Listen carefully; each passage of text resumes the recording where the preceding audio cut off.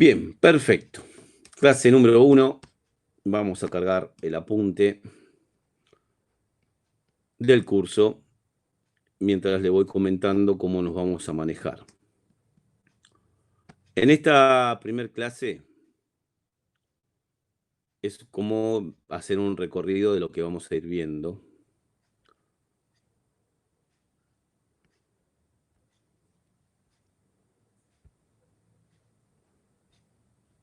¿Sí? Parte por parte, desde el principio hasta el final. Aplicando ya conceptos que vamos a ir aprendiendo también, por supuesto.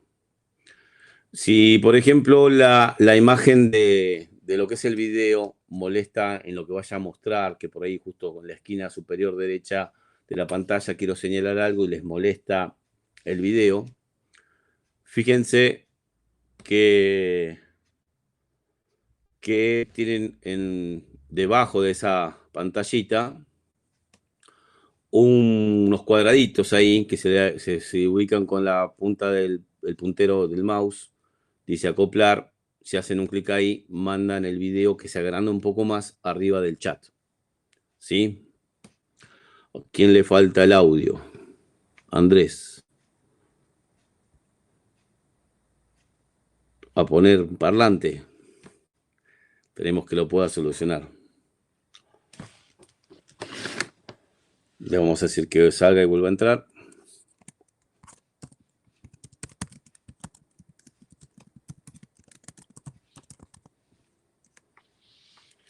¿Sí? Para todo el que no me escuche.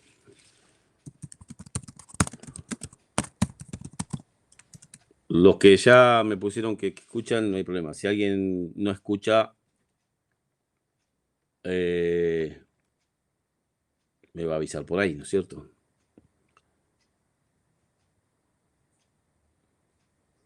Los demás deben escuchar todos. Bien, perfecto. Mejor así. Debe tener un problema en la PC, Andrés. Bueno, como les decía, las clases se graban, ¿sí? Esto lo hacen muy pocas escuelas de que te permitan acceder a las clases cuando vos quieras y cuantas veces quieras después de hacer el curso. Yo hago dos cosas con respecto a esto. Una es que queda para ustedes el link de por vida de las clases, para que puedan repasarlo cuando quieran. Y otra es compartir un link con toda la información técnica que queda actualizada, donde yo la voy modificando día a día o semana a semana, de cosas que van apareciendo, voy agregando y ustedes van a tener acceso. Y como en todos los cursos, les pido siempre lo mismo. Traten de compartir lo menos posible los links de los videos y los links de acceso a la información técnica que después les voy a mostrar, porque esto pierde valor. Nosotros nos cuesta mucho monetariamente y en tiempo también, el hecho de tener que invertir en información técnica, en capacitación, en herramientas, en mantener el taller. Y tenemos muchos gastos, ¿sí? Algunas son inversiones. Y eso hay que valorarlo. Porque, por ejemplo, ¿a qué voy con esto? Que supongamos que se lo doy a un amigo y ese amigo se lo da a un amigo que está estudiando electrónica y este muchacho de electrónica accedió al curso sin ningún costo, no tiene costo de taller, no invierte en herramientas, tiene un soldador y se le ocurrió publicarlo gratis en internet o lo vende, ¿sí? Entonces, ¿qué va a pasar? Va a ser competencia desleal porque a ellos no les costó nada. Entonces vos querés cobrar un trabajo de estos, a lo que se tiene que cobrar por lo que uno sabe, por uno que invirtió en herramientas y en capacitación, y no lo va a poder cobrar. Entonces por eso a veces le pido, en lo posible, comparten lo menos posible. Si es un amigo, no hay problema, pero que no lo vuelva a compartir. Los videos se comparten y se comparten y se comparten.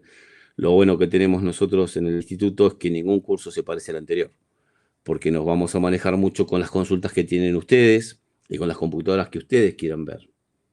Sí, aparte cada curso hay cosas nuevas, se saca lo viejo, se pone lo nuevo y así de esa forma nos vamos manejando, ¿sí?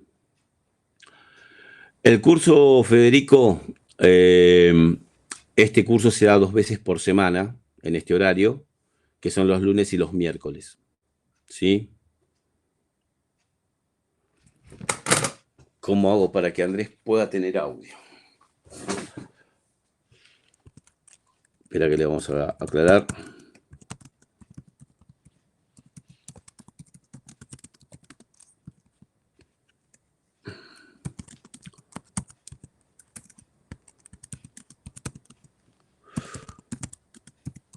Así lo podemos, no lo dejamos tan colgado, pobre. ¿Sí?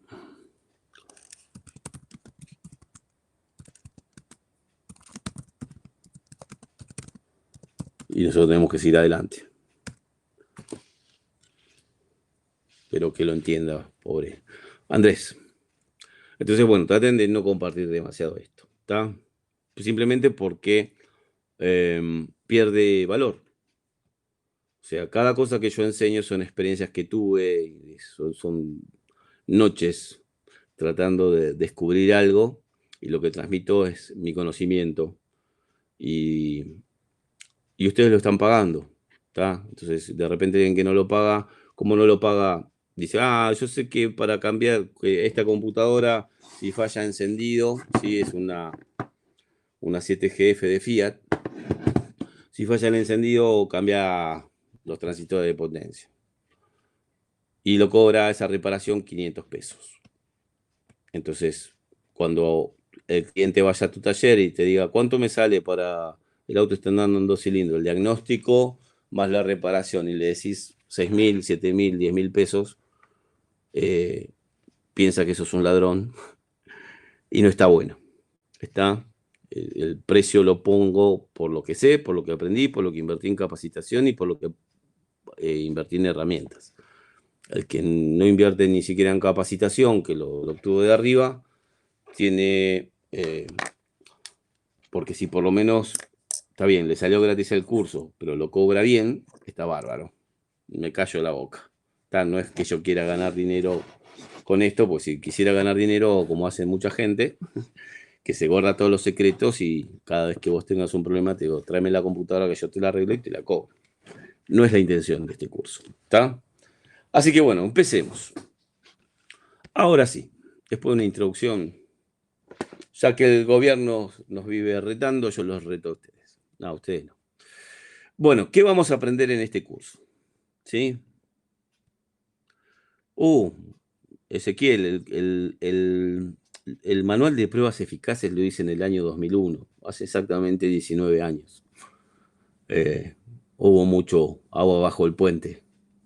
Pero la intención siempre, acá lo van a notar, espero que lo noten, espero que lo pueda transmitir yo, que los cursos que yo trato de dar se basan, por supuesto, en mi experiencia, si no es leer un manual y pasárselos, sino algunos trucos, cosas, tratar de invertir lo menos posible al empezar con esto, porque para mí sería muy fácil decir, si vamos a reparar computadoras necesitamos un banco de pruebas y se tienen que comprar el Full Pro. ¿Sí? Y si se fijan en el Mercado Libre, el Full Pro vale 200.000 pesos. El Full Pro es un excelente aparato y tiene mucha información, pero puedo reparar una computadora sin banco de pruebas también. Entonces, tal vez el día de mañana, si tengo mucho trabajo y necesito velocidad en los diagnósticos y en las reparaciones, me compro el Full Pro. Pero para empezar, yo puedo empezar casi sin nada. ¿Sí? Yo puedo reparar una computadora sin nada. Y les voy a contar algo por lo cual yo me baso en lo que les estoy diciendo. Pionero acá en la Argentina en reparación de ECUs, potenciación, desinmovilización, chip de GNC, en los años 90, era Jorge Priotti.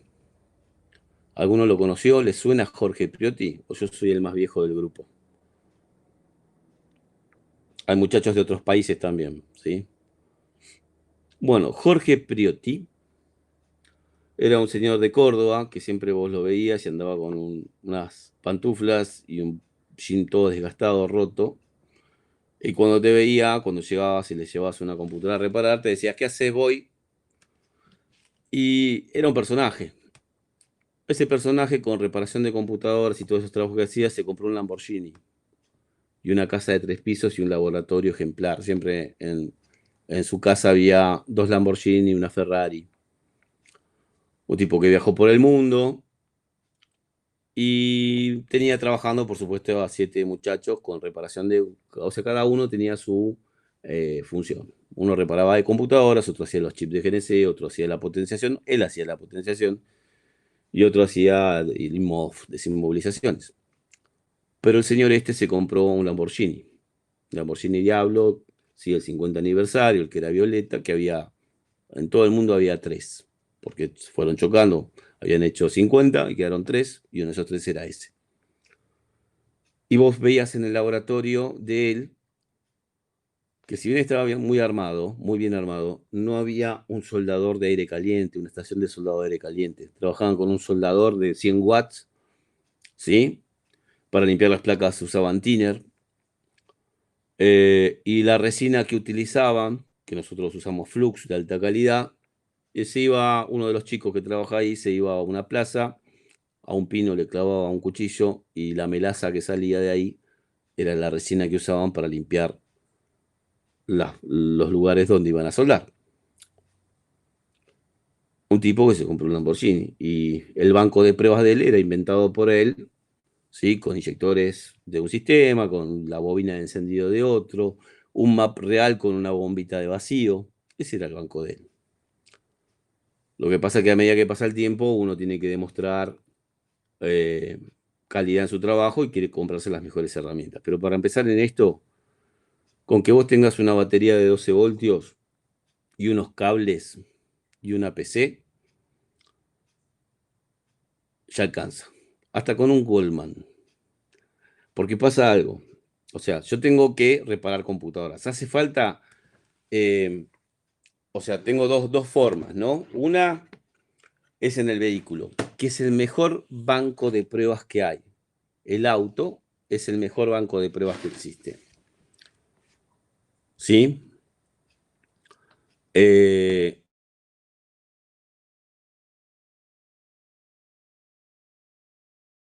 todas las condiciones reales. Entonces vos te podés dar cuenta si realmente es un problema de computadora. Hay veces que el auto no arranca y dicen es la ECU y te la mandan. Y esa ECU para ponerla en el banco es necesario desbloquearla, que no todas se pueden desbloquear. Hablemos, por ejemplo, de una computadora 6LP, que es una computadora de Peugeot de un 307, ¿sí? Y para que esa computadora pueda disparar inyectores, bobina de encendido, relay de bomba en el banco de trabajo, tengo que poner toda la parte de inmovilizador, que es el conmutador de luces, donde está conectada la antena que va al tambor de arranque, la BCI, la fusiblera electrónica, y la ECU. Tengo que llevar todo eso al banco de trabajo. Y si estuvo mal diagnosticada en el auto, armar todo eso en el banco lleva mucho tiempo. Lo ideal es diagnosticar bien sobre el auto y acorralar la falla, que no sea un problema de instalación eléctrica, de un sensor, de un actuador. Generalmente es un problema de instalación eléctrica. Eh, y recién ahí, que estoy seguro que es la ECU el problema, recién ahí llevarlo al banco, ¿sí? Pero tampoco es necesario que siempre sea necesario emular la condición real de funcionamiento. ¿A qué voy con esto? Que no hace falta darle masas, alimentaciones, señal de RPM, desbloquear la ECU o darle la señal de desbloqueo de la ECU por parte del inmovilizador para hacer una comprobación. Por ejemplo, estas computadoras que yo tengo acá arriba, estaba hablando recién de que puede existir un problema de una salida de encendido. Espera que volvemos a la otra cámara.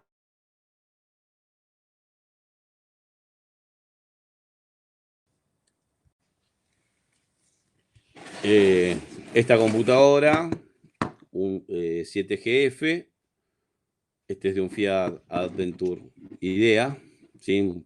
Transmisión manual, tiene una etiqueta esto que te identifica, vamos a tener que reconocer las ECUs, ¿sí?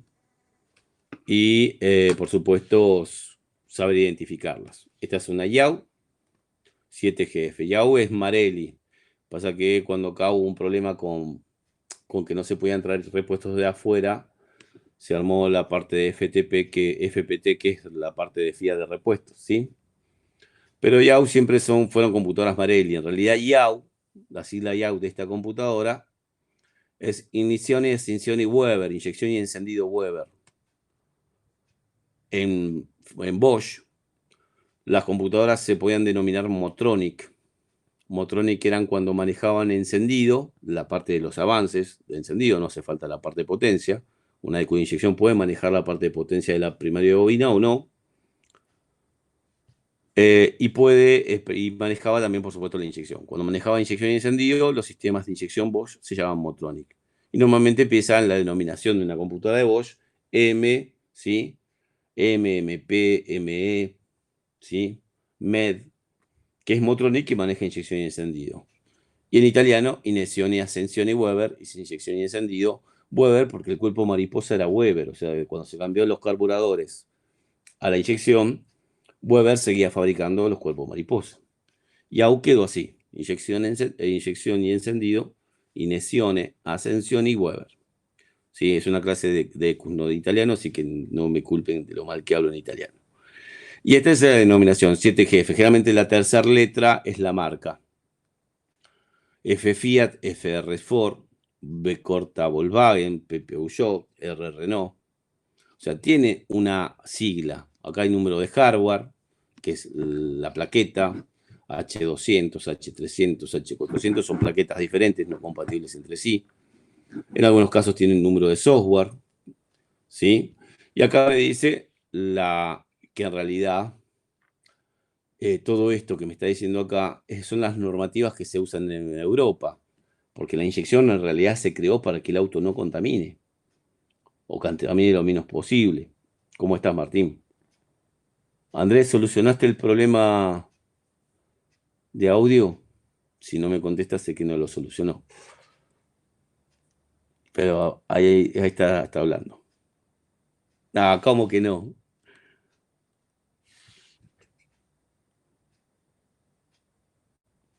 Ese es un error de diagnóstico. Ah. Que nos pasa a veces cuando hacemos diagnósticos sobre un auto, de que hacemos todas las comprobaciones y dan todas las comprobaciones bien y el auto sigue sin andar. Lo mismo nos va a pasar con las ECUs, si el método de diagnóstico no es exacto. Volvamos a esto. Buenísimo, menos mal que lo solucionaste.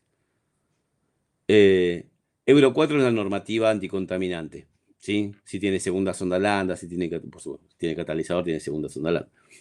EOBD es la norma, ¿sí? Europea, Onboard Diagnosis, diagnóstico de a bordo, norma europea. ¿Qué puede ser BZ? Benzina, nafta. Es una computadora naftera, norma de diagnóstico europea, nivel de contaminación Euro 4, FTP es la marca, maneja encendido de inyección, es de Fiat, generación 7, subíndice G, no sé qué es, número de hardware. O sea, de una etiqueta de una computadora se puede leer todo, ¿sí? Incluso a veces esto corresponde al año. Bien, perfecto. Entonces, vamos a lo siguiente. Computadora, veo que tiene unas cuantas cositas. Vamos a aprender qué es cada una de estas cosas, cómo es que funcionan en realidad. Necesito saberlo. El tema es que cuando hablamos de ecos de inyección, son todas diferentes. Más o menos tienen este componente cuadrado grandote que está acá, esta no la tiene. Pero tiene este acá y acá tiene uno igual físicamente, pero no quiere decir que cumplan la misma función, salvo que diga arriba exactamente lo mismo. ¿Sí? Acá, por ejemplo, tenemos este integrado de acá, que este no lo tiene. ¿Por qué? Porque por la forma física de un componente yo no me puedo dar cuenta un 100% qué función cumple. Bien. Si voy a dos computadoras similares y no tanto, yo veo que, por ejemplo, la forma en que está soldado el microprocesador son diferentes los micros. Básicamente, el integrado más grande generalmente es el microprocesador, no siempre, más en computadoras viejas. Estos manejan encendido acá. Estos no son de encendido, ¿sí? Porque esta, si no me equivoco... sí, son encendidos, perdón, me estaba equivocando. Esta es una 796. Fíjense que tiene dos conectores. Esto por experiencia se lo estoy diciendo, pero después lo vamos a ir aprendiendo. Y esto no tiene ningún terminal. ¿Está? Esta es 799, 796, esta es 796. Y bueno, yo veo que acá tiene estos integraditos con muchas patitas. Todas las patitas de este lado están puestas entre sí a masa. Y acá tengo lo mismo. Bueno, estas son de encendido. Después vamos a ver, hoy es digamos, eh, repasar todo el curso y después vamos a encarar concepto por concepto, pero quiero mostrarle primero el alcance que tiene esto. Esto maneja el encendido de a pares. Fíjense que el diseño de la placa permite disponer de 4 de estos. Uno iría soldado acá, ¿sí? Fíjense que ahí tiene las tiras de pines, y el otro iría soldado acá. ¿Correcto? Tendría para poner 4, porque hay computadoras con este hardware que en realidad tienen 4 transistores de potencia porque manejan cada bobina de encendido individual. Hay una bobina de encendido para cada cilindro. En este caso se manejan de a pares. Vamos a ver primero lo que es la inyección electrónica, sensores, actuadores, ¿sí? Disculpen los que ya conocen eso, pero tengo que primero nivelar el curso para ir todos juntos y que las preguntas que me vayan haciendo estén todas más o menos en el mismo nivel, estemos todos en el mismo nivel para avanzar todos juntos. Y en este caso maneja de a pares. Y el cliente me dice que, bueno, el auto aún no anda, no tiene potencia, qué sé yo, le hago un diagnóstico y me encuentro que falta chispa en 2 cilindros. Si falta chispa en 2 cilindros, y yo sé que en el diseño de la placa hay un integrado que maneja de a pares, esto lo vamos a desarrollar después en pizarrón y vamos a hacer la práctica conectándolo para hacer las pruebas. Yo lo que tengo que probar es si estos funcionan, probando el componente electrónico. Esto es un transistor, tiene muchas patas, pero es una evolución de un transistor normal de 3 patas, algo como esto. ¿Está? ¿Cómo sería esto? A ver, denme un segundito, que agarramos un papel y les quiero mostrar esto. Disculpe que teniendo una plataforma que puedo dibujar ahí y todo, yo prefiero dibujar en un papel porque es más rápido. ¿Sí? Dibujo mal tanto en la plataforma como acá, pero es más rápido por lo menos para no perder tanto tiempo. Vos tenés que la EQ de inyección va a recibir señales de sensores y voy a tener que manejar a un grupo de actuadores. Vamos a cerrar acá si no se va a secar. Entre esos actuadores a la bobina de encendido. La bobina de encendido tiene un primario, que es un alambre de cobre esmaltado grueso. Del otro lado la bobina tiene positivo. ¿Sí? Y un bobinado secundario. Bobinados secundarios, si son bobinas de a pares, yo voy a tener 2 salidas de alta tensión, donde irían los cables, por ejemplo, y un bobinado de alambre de cobre esmaltado muy finito, mucha cantidad de espiraje, es el secundario. Acá iría conectado con un cable a una bujía. Esto es una bujía, a esta hora esto es una bujía, no es un petardo. Y este sería el otro cilindro, ¿no? No sé por qué lo hice tan así. Pero bueno, se me ocurrió, vamos a poner una rosca aunque sea. Que las bujías son así a esta hora. ¿No? Bueno, perfecto. Y por supuesto que están puestas a masa.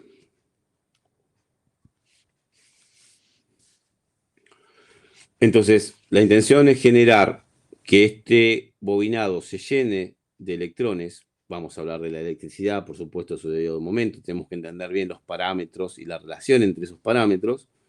Lo lleno de electrones, lo cargo y después le corto esa carga de electrones.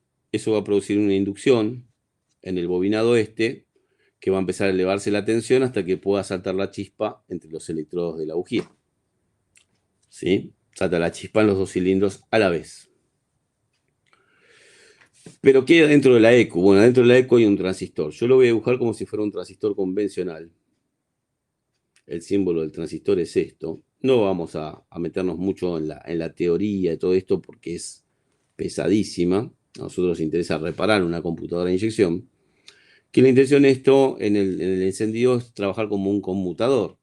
O sea, tomar masa de algún lado, ¿sí? Que haya algo, el microprocesador directa o indirectamente, maneje con un pulsito positivo esta pata de este transistor para lograr, como si fuera una especie de relay de estado sólido, mandarle más a esto un tiempo determinado para que se llene de electrones y que cuando corte, si esto tiene adentro, tiene por supuesto un capacitor, se genera un pico de 300, 400 volts que se induce en el bobinado secundario, se empieza a elevar la tensión hasta llegar a los 7000, 10000, 15000 voltios que salte la chispa. Cuanto más espacio de luz tengo los electrodos de la bujía, más se tiene que elevar la tensión de secundario de encendido. 20.000, 25, 30.000, 35.000 voltios. Y si tengo mucha resistencia porque tengo sulfato en los bornes de los cables o de los capuchones de bobina, si fuera la bobina sobre la bujía, agrega más resistencia y se tiene que elevar más la tensión para que pueda saltar la chispa. Hasta que llega un momento que la chispa le resulta más fácil. Esto, en la bobina de encendido tenemos un aislante que generalmente es un papel parafinado, entre el bobinado primario y secundario. Parafinado lo parafinan para que los poros del papel estén más cerrados. Pero con 35.000 voltios, 40.000 voltios, la chispa va a saltar de secundario a primario. Le resulta más fácil hacer un salto acá interno en la bobina que saltar en los electrodos de la bujía, que están súper desgastadas las bujías y está súper mal mantenido por sulfato, oxidación, la parte del secundario. Demasiada resistencia de secundario puede provocar un salto interno acá, ¿sí? O en un borne, o sea, les resulta a la chispa saltar aquí. Y esto está conectado a la ECU, un pico de 35.000 voltios, si bien no tiene amperaje, pero sabemos lo que da una patada de secundario de encendido, ¿no es cierto? A un integradito no va a explotar el integrado porque no hay suficiente corriente, pero sí lo daño internamente y va a tener un defecto. Ahora, si yo tuviera que probar fuera del auto, lo ideal sería cómo probaría sobre el auto en este caso, si es un problema del transistor que no me está disparando el primario de bobina. Bueno, la forma más fácil es poner una punta lógica, que les voy a enseñar a hacérsela para el que no la tiene y el que la tiene mejor todavía. Que esto va conectado a positivo y negativo batería. Tenemos dos LED, uno verde y uno rojo, los dos prendidos, tenues. Y cuando yo ponga contacto, va a aparecer el positivo. En muchas bobinas ya aparece el positivo en contacto, en otras el positivo de la bobina es pretemporizado, porque es la misma salida del relay de bomba. Pero el positivo va a llegar hasta acá, hasta este punto, por retorno. Si tengo positivo en este terminal, mientras no haya el pulso de masa por parte de la computadora, todo esto tiene positivo, ¿sí? Porque el alambre de cobre es bastante grueso. Entonces voy a tener el LED rojo prendido. Y cuando le dé arranque, que el microprocesador lee la señal de sensores, entre ellos la señal de RPM, que es fundamental, esto lo vamos a explicar mejor después, ¿sí? Directa o indirectamente, tiene que haber un conversor analógico digital, un adecuador de señales, después vamos a ver todo esto. Pero la intención es mandar un pulsito positivo ahí, que generalmente los micros no mandan un pulso positivo, hay que hacer un circuito para que acá llegue un pulsito positivo que dure lo que necesita este bobinado de llenarse de electrones para que cuando les corte esa masa que le estoy dando, se genere un colapso, un campo magnético que le va la atención al valor que necesita para vencer el espacio de aire que tiene entre los electrodos de la bujía. ¿Sí? Entonces, si hay un problema de secundario de encendido, hay un retorno de alta tensión, terminó matando este componente. Es una falla muy común, es una de las fallas más comunes que tienen las computadoras de inyección. Que tengamos un problema en el bobinado, perdón, esto se llama driver, ¿sí? O potencia de la parte de encendido. Entonces no hay chispa, no va a haber chispa en dos cilindros. Lo pongo como ejemplo. Sí, tenemos que ver un montón de cosas antes para entenderlo del todo, pero quiero ver a dónde apuntamos. quiero mostrarles a dónde apuntamos.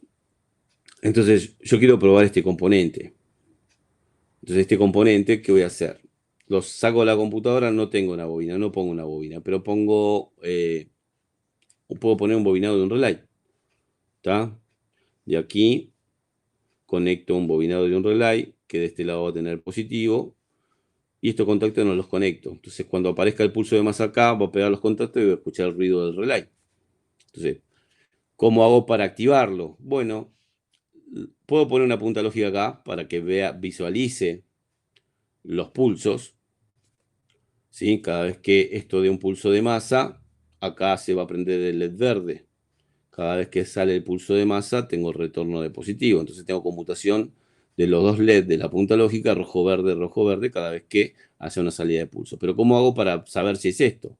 Y bueno, tendría que mandarle a este componente la misma señal que le manda el micro directa o indirectamente. Generalmente es un pulsito que tiene menos de 5 voltios. Y en la punta lógica normal que se hace con dos resistencias y dos LED, ¿sí? Yo puedo conmutar, o sea, mandar el retorno, aprovecho un retorno de tensión que tiene la punta para tocar este terminal, que va a ser uno de estos en estos casos, ¿sí? Uno de estos, o este, que es este, porque fíjense que el pulsito que manda el micro a la base de un transistor, que va a ser como manejar un relay, no lleva corriente, pero este circuito sí. Todo este circuito tiene corriente. Quiere decir que estas dos pistas en el circuito impreso son gruesas. Y la que maneja el micro es finita. Y si yo miro acá, observo un poco esto. Ahora leo el chat, ¿sí? Veo que esta pata está a todo esto y esta pata está aislada de ahí arriba y va a este punto, a este through se llama, que va a pasar del otro lado y va a ir a algún lugar, ¿sí? Después vamos a ver los seguimientos. Y el pin del medio está cortado, no tiene, ¿ven? Pero el pin del medio tiene continuidad con esto. Y esto es la salida hacia el pin que va a ir hacia la bobina. ¿Está? Entonces yo acá, ¿qué haría? Le daría masa a... Bueno, estos son dos porque maneja de pares también. Vamos a este de acá abajo. Esto va a ser masa seguro. ¿Está? Si yo, por ejemplo, hago una comprobación rápida, yo lo que trato de hacer siempre es enseñar sin tener mucha información. ¿Está? O sea, primero tenemos que aprender los conceptos, por supuesto. Pero después, si yo no tengo información de qué función cumple cada componente, porque para mí es muy fácil decir, bueno, mira, tenemos una información con una foto donde te voy a decir que este es un multidriver que maneja a los inyectores y a los relay. Este es un diodo de protección de entrada. Este maneja la mariposa motorizada. Este no sé si tiene mariposa motorizada. Sí, 796, sí. M796 se llama. Este es el regulador de voltaje, porque está cerca de los capacitores, microprocesador, drivers de potencia de encendido. Pero porque yo ya lo sé de memoria. Pero si no lo supiera, ¿sí? Y hay otros integraditos que tienen, son funciones secundarias, que generalmente no se queman nunca. Esta es una memoria.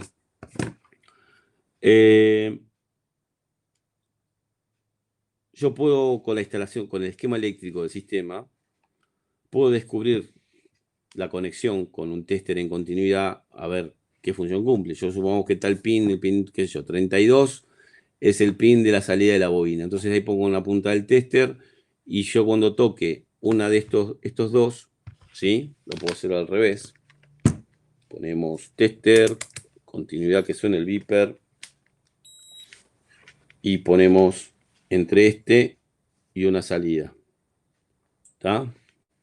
Que seguramente son estos pines que son más gruesos. Me tendría que dar continuidad con alguno. Esperen que se me puso el protector de pantalla.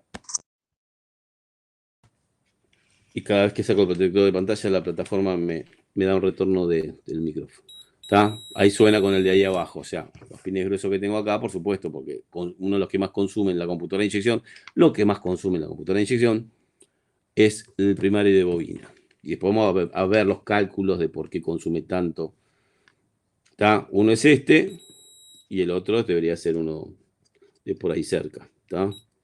Es este, ¿tá? Estas son las salidas de bobina, digamos que es esto. El circuito, este punto sería este, y este punto sería el pin que corresponde a ese. Bueno, entonces, ¿cómo hago para disparar esto? Bueno, sería fácil. Esto lo vamos a hacer en clases prácticas, ¿no? Primero darle masa. ¿Cuál es masa? Bueno, una manera de encontrar masa, ya vamos a aprender a usar bien el tester, vamos a aprender bien el osciloscopio, pero siempre usando la función sonora, ¿sí? El beeper, continuidad. Yo veo que esto es un capacitor y tiene una línea negra ahí. La línea negra de este capacitor indica el negativo. Y generalmente los componentes que están soldados abajo, toda la base está soldada, son masa. ¿Está? Entonces, masa va a ser este. El otro integrado es igual para el otro par de bobinas, así que va también a tener masa. Y si este es el de masa, que sería en el esquemita este, y esta es la salida, que sería esta, el pin que queda acá, el terminal que queda acá, es la base. Y si yo le doy masa a la placa, ¿sí? O pongo esto a masa, pongo dos puntas lógicas, una puesta acá para ver qué es lo que pasa. Y con la otra punta lógica, con la tensión que tengo en la punta, voy tocando acá.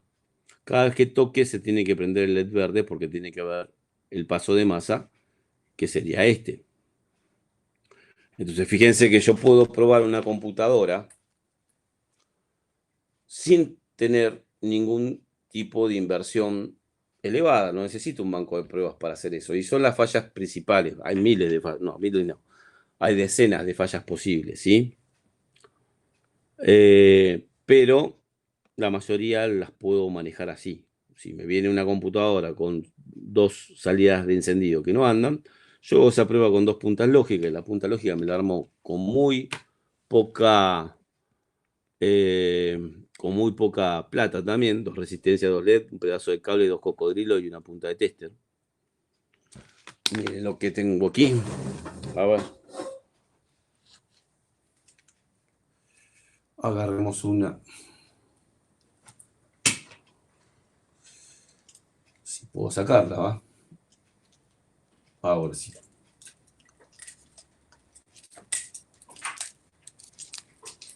Un segundito. Puntas lógicas hechas con marcadores. ¿Sí? Una finita con una aguja, una un poco más gruesa. Pero acá tengo los dos LEDs. Lo pinté de negro porque con la cámara queda horrible, lo sé. Pero con la cámara quema el blanco y no me deja ver los colores cuando se encienden las luces, cuando hago los cursos. Entonces tuve que pintarlo. Vamos a conectarlo a una fuente. ¿Está? Entonces, esto es una punta lógica. Los dos prendidos, cuando no está conectado a nada, si toco algo con masa se prende el verde fuerte y se apaga el rojo, y si toco el positivo, se prende fuerte el rojo y se apaga el verde. Y cuando hay pulsos, conmutan los dos. Entonces, en las pruebas yo haría en el auto esto y veo que no conmuta. En realidad yo puedo tener tres fallas posibles. Ahora leo el chat, ¿sí? Una que, por más que existe la base, porque esto acá en la punta, bueno, lo acabo de romper. Ah, no se me desconectó de allá, bueno, no importa. Yo con esto puedo tocar la base, no conectar una bobina real, después lo vamos a ver por qué, pero un relay puedo conectar, pulsar y ver que cada vez que pulso el relay pega o otra punta lógica me muestra que aparece el pulso de masa. Eso es que anda. Pero las fallas a la salida tienen que ver con que puede ser que yo quiera excitar la base del transistor, o el gatillo, o el gate, o con puerta, como lo quieran llamar, con los nombres de las patas de los transistores, depende con quién hayas estudiado, dónde hayas estudiado, tiene un nombre diferente, y aparte tiene un nombre diferente porque hay diferentes tipos de transistores. Estos son IGBT, ¿sí? No se le llama base, se le llama gate, ¿sí? Por ejemplo. No, también se le puede llamar base, en algunos casos lo llaman base. Después lo vamos a ver los transistores, pero la salida puede ser que vos le conmutas la base y no hay salida, está abierto. Tiene masa de entrada, le doy positivo a la base, que es un pulsito de 4, 5, 3 voltios, y no hay salida. Listo, está abierto, no sirve, se desuelda, se pone otro, se compra y ya está. Y hago la misma prueba, ahora sí dispara, listo, ya está, ya fue. Salió a cobrar. Otra falla es que quede siempre mandando masa, quedó en corto. O sea, independientemente de que la base esté excitada por el microprocesador en el auto, por la punta lógica yo acá en el banco de trabajo, ni siquiera de prueba. Fíjate que no tuve que conectar ni masa, ni alimentación en la ECU, ni escáner, ni nada. Simplemente estoy probando el componente individual en el circuito. Y siempre me da masa, o sea, ya pongo la punta lógica acá, tengo prendido el LED verde y el cable no está en corto en la instalación del auto, la saco de la computadora, pongo la punta lógica acá dándole masa y está en verde, listo, está en corto este, se saca, se tira, se pone otro. Vuelvo a probar, excito la base, hay pulsos, listo, ya está. Inversión, punta lógica, hecha con un marcador, dos puntas lógicas. Que la punta lógica sería lo siguiente. Un cable, una resistencia de 1K. Yo prefiero hacerla con la resistencia. Hay LED de 12 voltios, todo, pero yo prefiero hacerlo así. Esto es el símbolo del LED. ¿Sí? Diodo emisor de luz. Otro LED.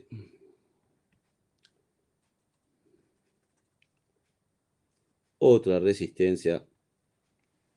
Otro cable y la punta de prueba. Bien.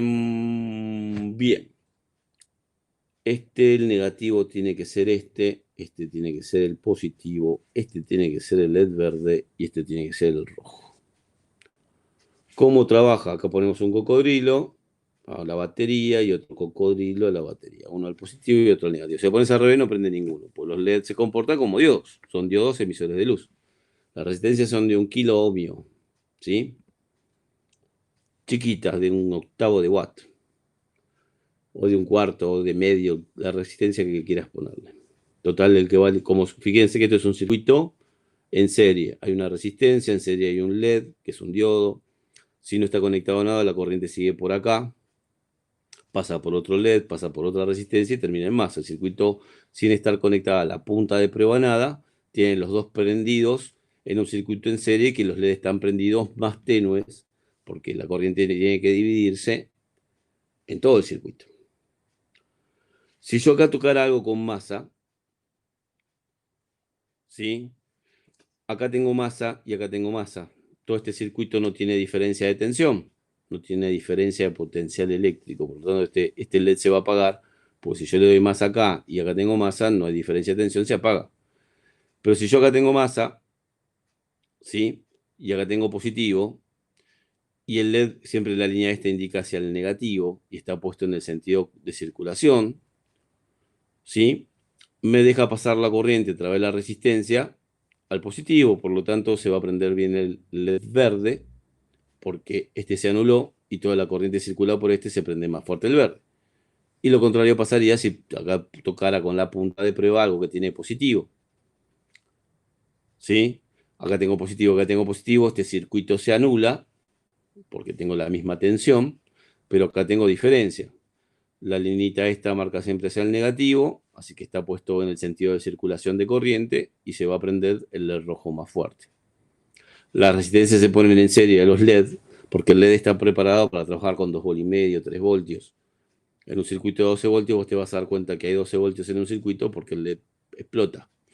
¿Tá? Necesita estar limitada la corriente con una resistencia en serie. Entonces, si yo me hago eso y lo pongo acá adentro, ¿sí? Me sirve como comprobador y probador de transistores. Ahora, ¿esa es la mejor manera? No, es la manera más práctica. ¿Es la que más eficiencia te va a dar? No, creo que es la peor. Porque acá hay algo fundamental. Yo me puedo dar cuenta si un transistor está cortado solamente si le excito la base. ¿Puedo excitar la base con la punta lógica? Sí. Pero a esa base va una cierta corriente con un cierto voltaje. Y yo estoy usando, como los circuitos estos son iguales, este y este son iguales, si yo mido entre este y este es la tensión de batería. ¿Sí? Esto está conectado a la batería, 12 voltios. Vamos a poner, para hacer los cálculos más fáciles, que fueran 12 voltios. Si este circuito es igual a este, entre este y la punta tengo 6 voltios y entre este y la punta tengo 6 voltios. Hay una ley en electrónica, no me voy a meter mucho a volverlos locos con las leyes, pero la segunda ley de Kirchhoff dice, bueno, no es la segunda ley de Kirchhoff en realidad, pero en dos circuitos en serie, la sumatoria de las caídas de tensión es igual al valor de la fuente. Después se lo voy a explicar mejor. Pero me está diciendo que si yo mido entre este punto y este punto, voy a tener un voltaje que sumado al voltaje que tenga entre este punto y este punto, me tiene que dar la tensión de la fuente. Si los dos circuitos son iguales, quiere decir que si mido entre este y este, va a tener la mitad del valor de la fuente, 6 voltios, más 6 voltios con este. Ahí tengo los 12. Esa es la segunda ley de Kirchhoff. Lamentablemente, para ir entendiendo, lamentablemente no. Lo digo lamentablemente por mi experiencia con respecto a la electrónica. Yo soy técnico en automotores, no soy ingeniero. Estudié ingeniería, pero no terminé. Siempre me gustó la electrónica, pero bueno, elegí la mecánica y en la escuela secundaria tuve electricidad, pero electrónica nada. Entonces, como me gustaba mucho la electrónica, me puse a estudiar por mi propia cuenta, me compré los libros y los libros de electrónica vos cuando los querés leer, querés aprender a entender cómo funciona la corriente, que es lo fundamental para esto, que se puede entender de una manera totalmente diferente y mucho más sencilla de lo que explican generalmente en esos libros, que una vez que lo entendés de la forma sencilla, cuando vas al libro entendés todo lo que dice. Yo vi el dibujo del átomo en la primera página, en la segunda, los electrones alrededor del núcleo.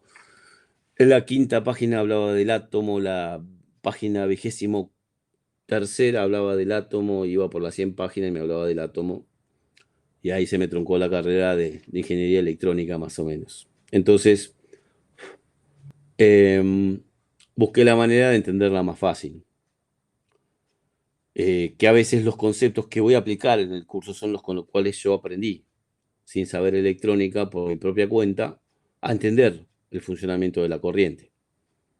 ¿Sí? Y siempre van a ver que lo voy a comparar con un sistema neumático o un sistema hidráulico, porque es algo similar.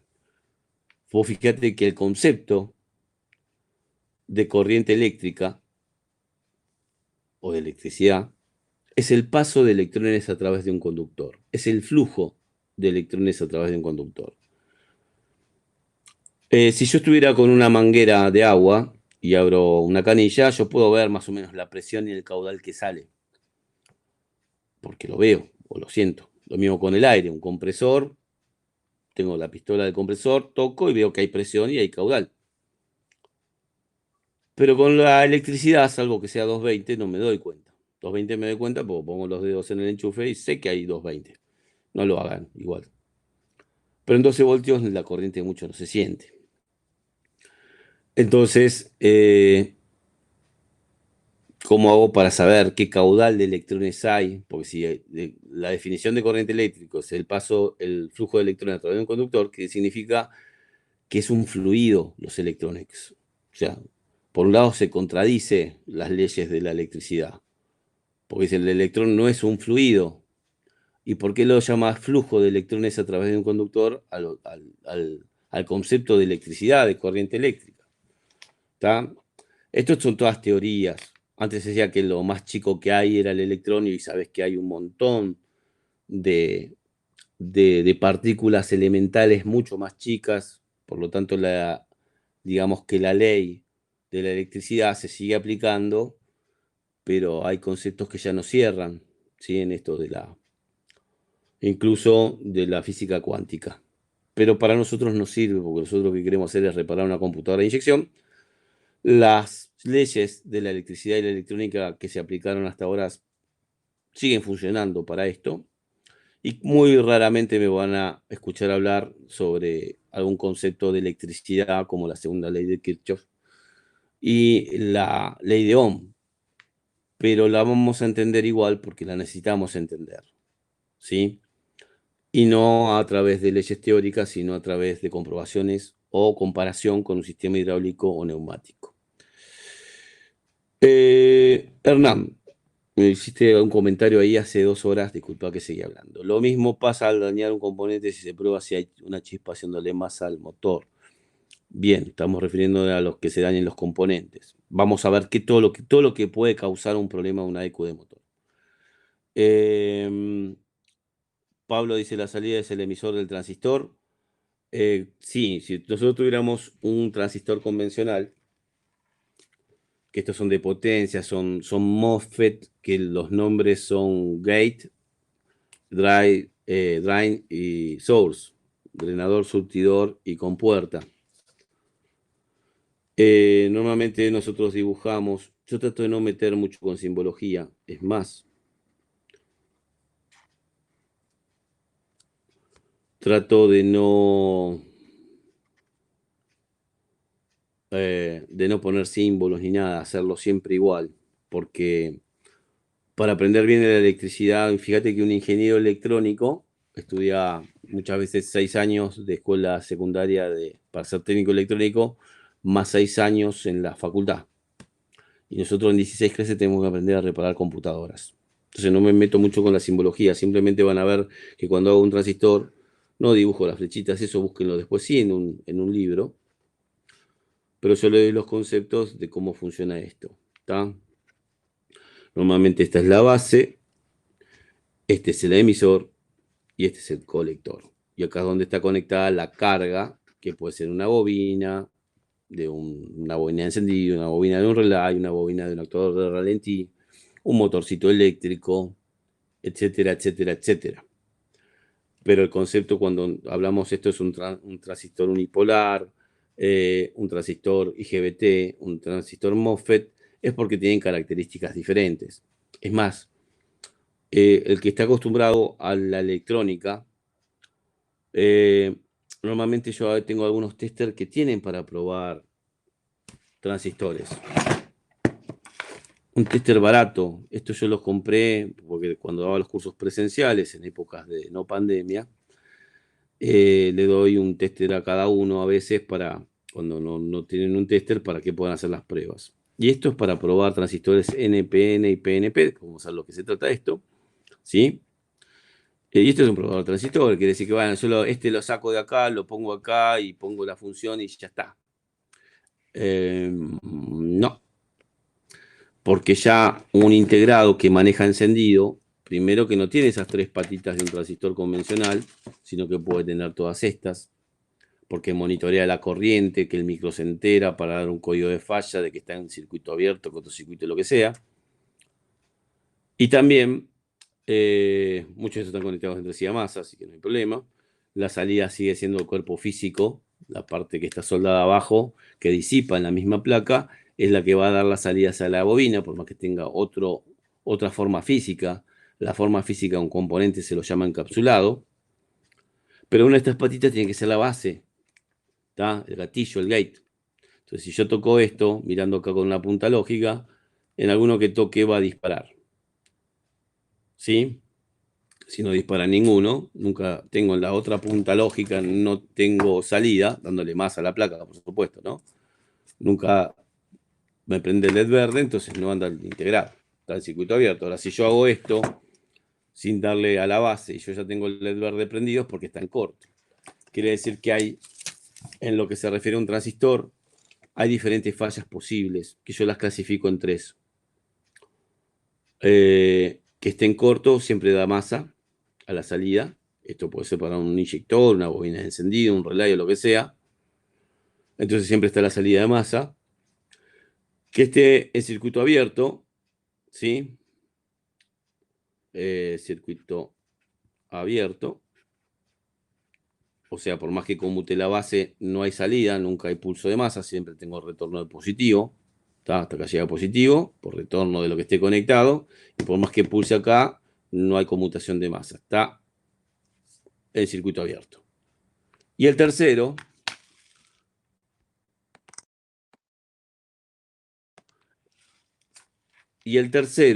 es lo que yo llamo fuga.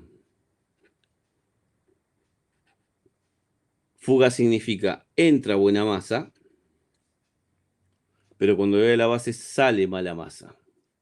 por algún lugar esa masa se fugó. Por eso le digo fuga.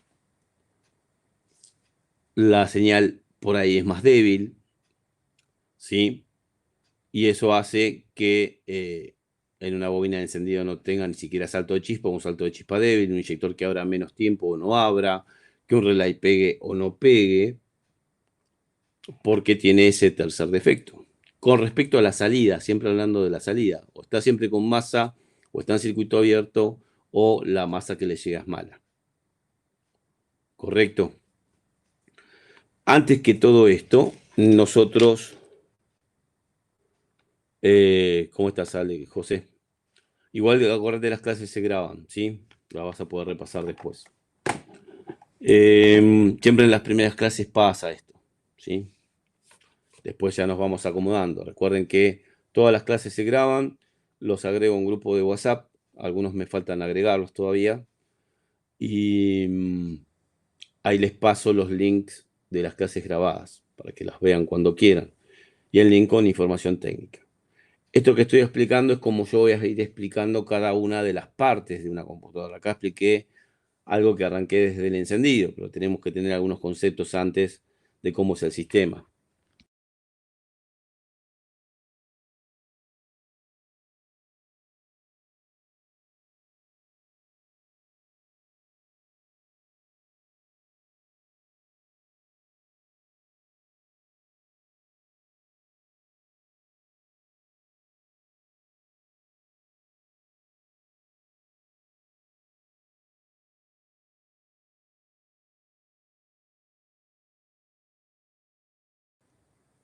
Gracias por avisar lo del audio, ¿sí?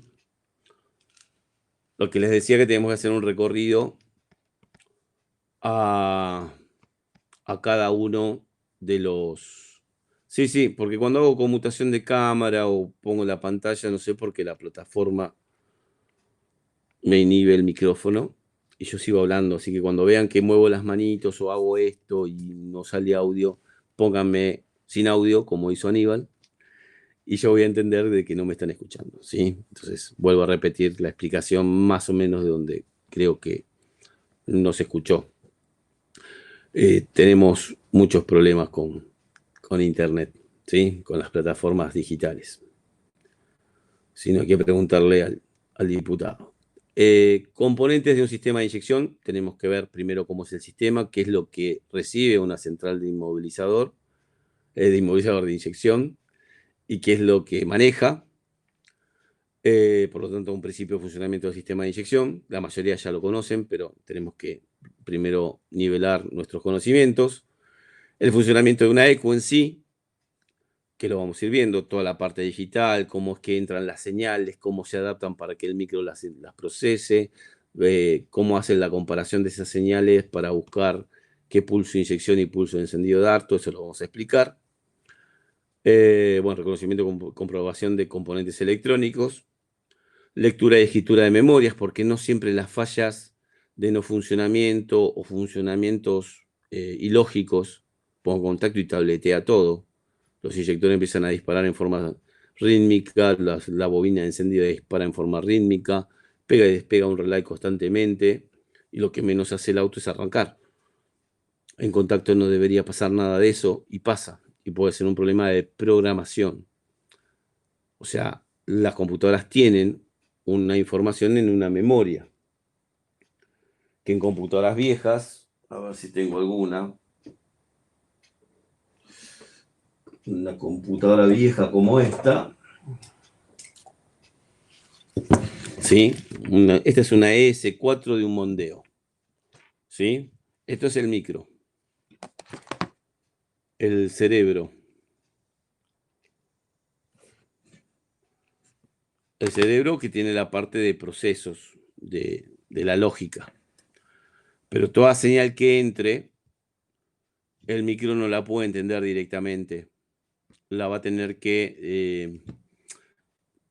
va a haber algo que lo va a tener que traducir. Un voltaje variable no lo puedo entender. Solo entiendo ceros y unos, dice el micro. Dos niveles de tensión, entonces tiene que haber un conversor analógico digital, que puede ser este, yo acá señalo este, pero pueden ser estos chiquitos de acá, eso va en cada diseño. son todos diferentes, hay diferentes generaciones de computadoras, pero computadora que agarro no se parecen nada a la otra. ¿Saben? Y cualquier señal que entra tiene que ir un buffer, una memoria RAM, en este caso esta, y una memoria EPROM donde tiene el programa de funcionamiento. El micro no tiene un programa en este caso, en este diseño viejo, sino que solamente hace operaciones lógicas.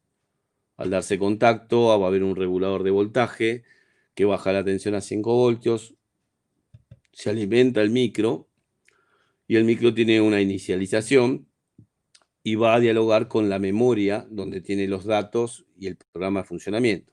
¿Qué hago? Bueno, pretemporizar la bomba 2 segundos, cortar. ¿Qué hago? Esperar la señal de RPM. Recibo la señal de RPM. Bueno, empezar a disparar el pulso de inyección con tanto valor y el pulso de encendido con tanto avance y tanto tiempo de saturación. Entonces, esa es la forma en que trabaja esto a grandes rasgos. La electrónica digital es muy compleja, ¿sí? Pero se entiende igual si lo hablamos de esta forma, por lo menos ahora al principio. ¿Tá? Esto de la electrónica para mí fue como un escalón, que una vez que pasás a entender estos conceptos, aunque la aplicación de la forma de la explicación no sea la más adecuada, te hace entenderlo como para que después, sí, agarrando un libro de electrónica digital, ¿sí?, se entienda el resto de los conceptos. Pero en primeros rasgos vamos a hablarlo de esta forma, ¿sí? Un lenguaje más vulgar, no tan técnico, pero lo vamos a entender todos. Disculpen para el que es técnico o ingeniero con respecto a explicarlo de esta forma. Después vamos a ir avanzando con la complejidad de los conceptos. Entonces, esto es una memoria, acá hay datos, ¿sí? Fíjense que hay una ventanita ahí donde se puede ver la información. Después vamos a hablar de memorias. Hoy ya no se usan más. Esto era una memoria DIL 24 que se puede borrar por ultravioleta. Por eso está la ventanita ahí donde se ve el silicio ahí, ¿sí? Bien, perfecto. Y esto que está acá es el cristal. El cristal sería como el corazón. O sea, el micro, esto lo vamos a explicar después en las clases, estoy mirando simplemente la lista de lo que vamos a aprender y dar algunos conceptos para entendiéndolo. Es como que esto que reciba 5 voltios y masa, esto no hace nada menos que haya un corazón que lo haga pulsar, que permita que salgan ceros y unos, dos niveles de tensión, que pueda arbitrar esos ceros y unos para poder dialogar con una memoria RAM, una memoria EEPROM, ¿sí?, disparar pulsos de salida a un driver, de inyectores, de bobina, de todo de ralentí, etcétera, etcétera, etcétera.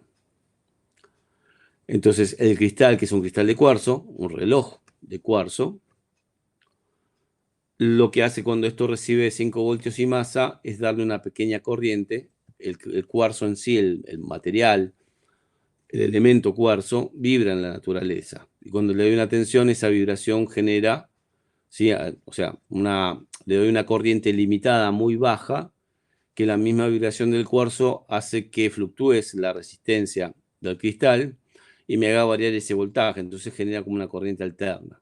Los cristales vienen calibrados con diferentes frecuencias, 4 MHz, 6, 8, 10, 12, 16. La mayoría son de 4, 8 y 16. Entonces, teniendo 16 millones de pulsos por segundo, después los arbitro para poder hacer todas operaciones con dos niveles de tensión 0 y 1. Por eso se llama electrónica digital, porque voy a trabajar con dos niveles de tensión.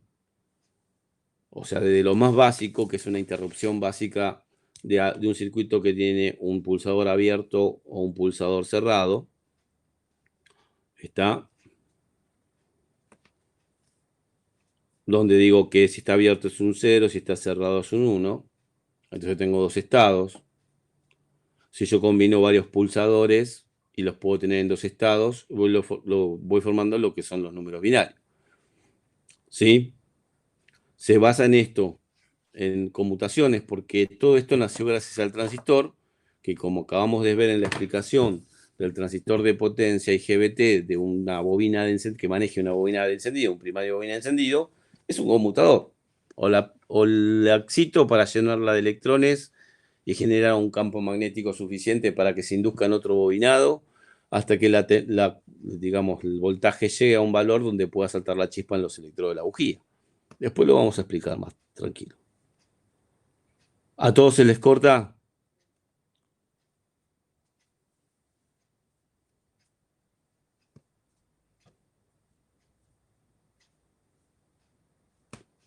Bien. Nos va a pasar es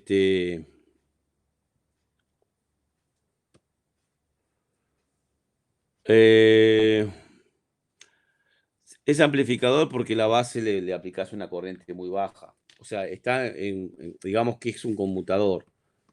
No nos metamos demasiado porque acá va a pasar algo. Yo sé que vos sabes de electrónica y es una ventaja grandísima, pero la mayoría de los reparadores de computadoras de inyección no sabe electrónica.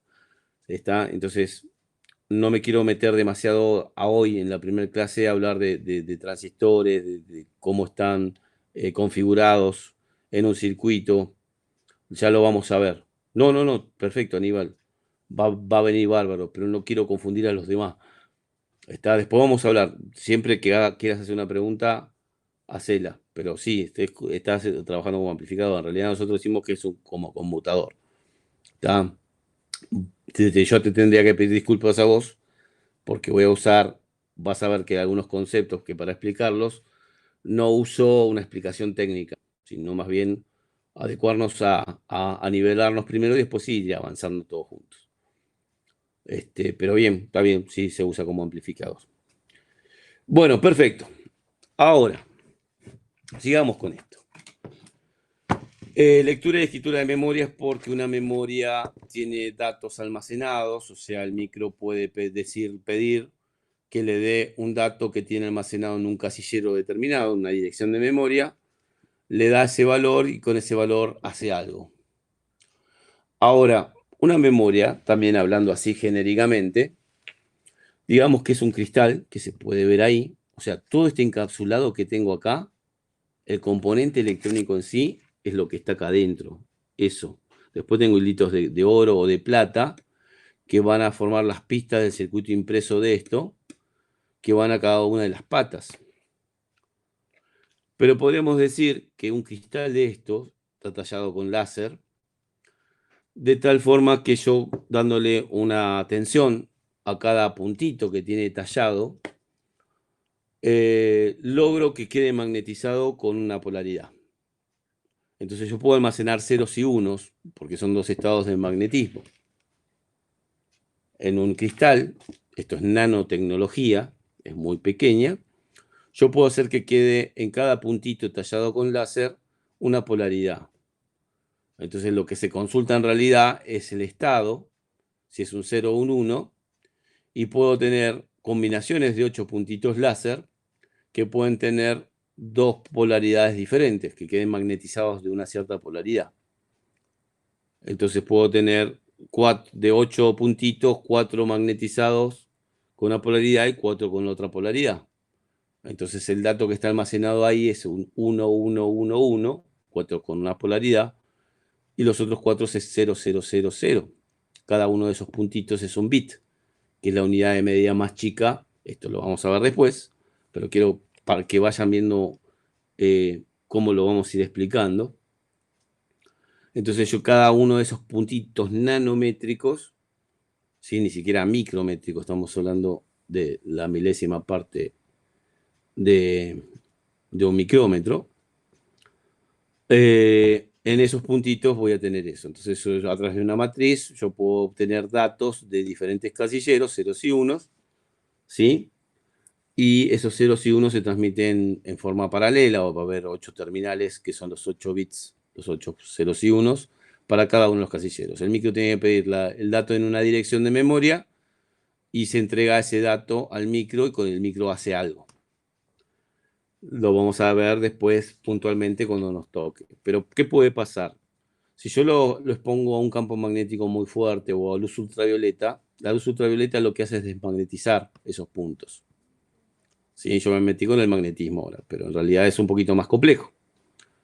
Entonces, si esto lo pongo al sol, suponete la computadora se mojó y yo la dejo en el sol y tiene esto, que las de hoy ya no tienen más ni siquiera memoria, pero en computadoras viejas sí, la luz ultravioleta podría llegar a cambiar alguno, si tiene que ser mucho más fuerte que la del sol, generalmente es una luz ultravioleta especial, con una cierta energía, pero puede borrarse. Y si se borra un dato, ya el dato no corresponde, y si no corresponde el programa de funcionamiento, puede ser atroz, ¿sí? O puede no notarse. ¿Qué es lo que se dice cuando se corrompe el archivo? Si yo agarro una computadora, una 4SF, por ejemplo, de Fiat, ¿sí? Yo busco memoria si no tiene ninguna memoria, está todo acá adentro. Lo que hicieron fue en vez de tener este componente, microprocesador, ¿sí? Central de proceso, este componente, buffer de datos, memoria RAM, este componente, memoria EPROM o PROM, ¿sí? Todos esos componentes, y por ahí un conversor analógico digital o otra función, todo eso lo encapsularon, lo hicieron más chico todavía y lo pusieron en un solo cuerpo. ¿Está? Entonces, todo eso que estaba separado ahora está todo acá. Pero así como se puede corromper la información de una memoria externa, de estas viejas o una un poco más moderna, también se puede corromper la información interna de un encapsulado de estos. No por exposición del sol, sino que a veces las memorias se desprograman por picos de tensión. Una de los peores enemigos que tiene la electrónica es que el auto no tiene, esto lo expliqué hace un ratito en el otro curso, para los que no estuvieron lo vuelvo a explicar, no tienen una estabilidad de tensión de alimentación. O sea, yo pongo contacto y a la computadora de inyección, vamos a agarrar una más moderna, ¿sí? A la computadora de inyección le llegan 12 voltios, 12,5. Ahora, si le doy arranque, por ahí la tensión se cae a 11 voltios, 10 voltios, 10, 10 y medio, 11, mientras le estoy dando arranque por el consumo del motor de arranque. Por un pin de esto va a entrar el positivo, ¿sí? Y cuando el auto arranque, voy a tener la carga del alternador, 13,8, 14,2, 14,5 voltios. Quiere decir que hay una fluctuación de 10 voltios a casi 15. Hay 5 voltios de fluctuación. Un tercio de la alimentación máxima, ¿sí? Es mucho la fluctuación. Entonces, bueno, por empezar es que esto no puede trabajar con 12 volts. O sea, tiene que pasar por un regulador de voltaje, ¿sí? Donde el voltaje que están alimentados los componentes son de 5 voltios. Hay de 3,3, 3,6 también, pero vamos a poner genéricamente que esto funciona con 5 voltios, esto funciona con 5, este funciona con 5, este funciona con 5, este funciona con 5. Tengo que estabilizarlo, pero así todo puede haber un pico de tensión más allá de esos 13,8, 14,2, 14,5 o redondeando 15 como máximo. Yo puedo tener un pico de tensión de 30 voltios, de 60. Un borne de batería flojo, sulfatado. Antiguamente, para probar si un alternador cargaba o un dínamo, se le aflojaba un borne de batería y si el auto seguía en marcha quería decir que estaba cargando. Si hacemos eso en algunos sistemas, no pasa nada, pero en otros sistemas la tensión del regulador de voltaje se dispara. Y ese voltaje puede llegar a 20 voltios, 25, 28, 30, ¿sí? Y hay a veces que, o sea, los 12 voltios entran y van a un regulador de voltaje. Ese regulador de voltaje baja el voltaje a 5. Ese regulador de voltaje puede trabajar entre 6 voltios para regular a 5 y en algunos casos hasta 48 voltios. O sea, pueden entrar 48 voltios que igual van a salir 5. Pero no todos los reguladores de voltaje, esos integrados, funcionan con un rango de voltaje de entrada tan grande, de 6 a 48 voltios, sino que trabaja por ahí de 6 a, o de 9 hasta los 24 voltios. Y un pico de tensión mayor a 24, lo que puede provocar en el regulador de voltaje, es que si entran 7, salen 5. Si entran 10, salen 5. Si entran 12, salen 5. Si entran 14, salen 5. Si entran 20, salen 5. Si entran 25, salen 25. Entonces quemo el microprocesador. Y ahí ya la reparación es más compleja. Fíjate que este no tiene ni patas para soldar. Esto se llama revaling, ¿sí? VGA, el procedimiento de soldado. Y aparte que no hay, es muy difícil de conseguir eh, microprocesadores de repuesto. Tengo que sacarlo de otra EQ. Y si lo saco de otra EQ, como tiene la memoria interna y cada computadora está emparejada con un sistema inmovilizador, cambiar el micro no va a ser la solución. O sea, va a ser parte de la solución, pero no me va a permitir el arranque de motor. Entonces vamos a ver los procesos ante cada falla en particular, desde lo básico de trabajar con un integrado de potencia para el encendido, hasta programar, virginizar en parte, en lo que se pueda. Le explico los procesos, no lo vamos a poder hacer de todas las computadoras, de todos los modelos, porque computadoras de inyección hay 1000 modelos diferentes o más, y en un curso de 16 clases no me pidan que cabecee, ¿sí? Que veamos todas de todas. Vamos a agarrar alguna y vamos a verla a fondo, ¿sí? Una de diseño viejo, una de diseño intermedio, una de diseño moderno.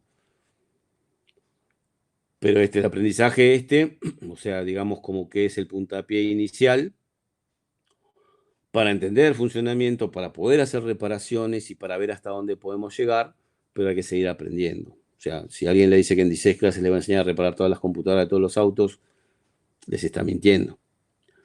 Puedo explicar los conceptos, explicarles cuáles son las mejores pruebas que se pueden hacer. Yo hablé de la punta lógica y yo te digo que esa es la prueba más práctica, pero no la más eficiente. Porque el pulso de masa que yo le estoy dando no es el que corresponde al que maneja el micro directa o indirectamente la base de ese transistor. Y la salida la estoy monitoreando con una punta lógica que no sé la... Veo que hay pulso, pero no veo la calidad. Entonces, no es la mejor prueba. ¿Me alcanza para algo? Sí, como dijimos antes, es parcial. O sea, si pulso la base y no sale nada, pues cambia el integrado. Si pulso la base y sale el pulso, me quedan dudas, pero por lo menos sé que funciona en esa prueba que no es muy eficiente, que digamos. Entonces ahí es donde tengo que sumar el osciloscopio. El osciloscopio es importante para esto.